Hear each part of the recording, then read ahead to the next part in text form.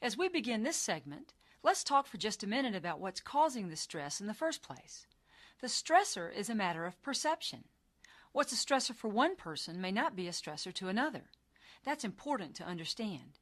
For example, several years ago there was a hurricane in North Carolina, and I remember my mom's response.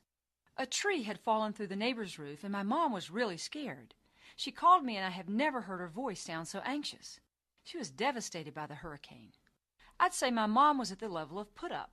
She couldn't get past the initial devastation of the hurricane. My little brother, on the other hand, had just moved into a new home in the Raleigh-Durham area. He calls me on his cell phone and says, "You wouldn't believe it. Trees are down everywhere. They're blocking all the exits to the neighborhood, so this gives me the chance to meet my neighbors. In fact, I think we're going to have a block party." So he's outside after the hurricane with his chainsaw, and he's thriving, happy because he's going to get to meet his neighbors and have a block party, whereas my mom is devastated. So you can see, with the very same event, one person can be giving up or putting up, and another person can be bouncing up or stepping up. So in segment 3, we talked about our protective factors, the 4 ways people typically respond to stress, and now the fact that the stressor is a matter of perception. As we continue segment 4, let's talk about what to do when we get in stressful situations. Mainly we ask, how am I going to cope with this? I'm going to teach you 2 types of coping strategies. The first type is problem-focused, and the second type is emotion-focused. From the research we've done, we know that employees who use more problem-focused coping report higher levels of resilience and less stress and less illness. So what is problem-focused coping? It's taking direct action, doing something to directly get the stressor to stop. You take action.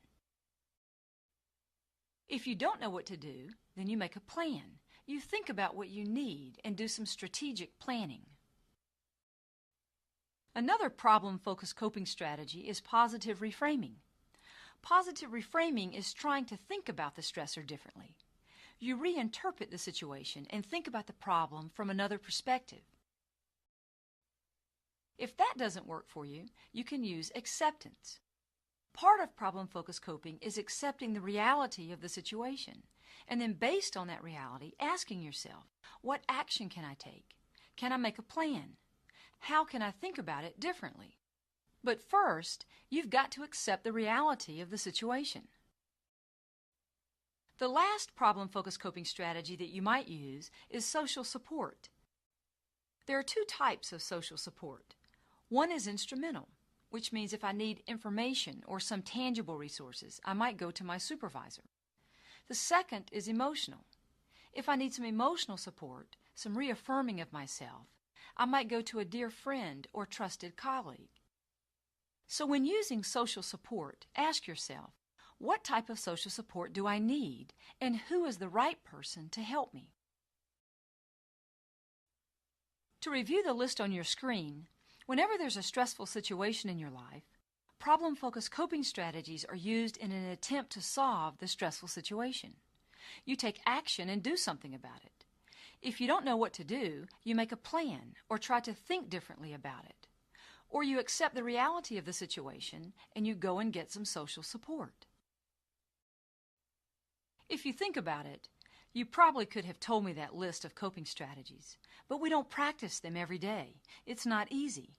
This course will help you practice, and the more you practice using problem-focused coping, the less stress and illness you'll have in your life. You'll create a stronger and stronger foundation of resilience for yourself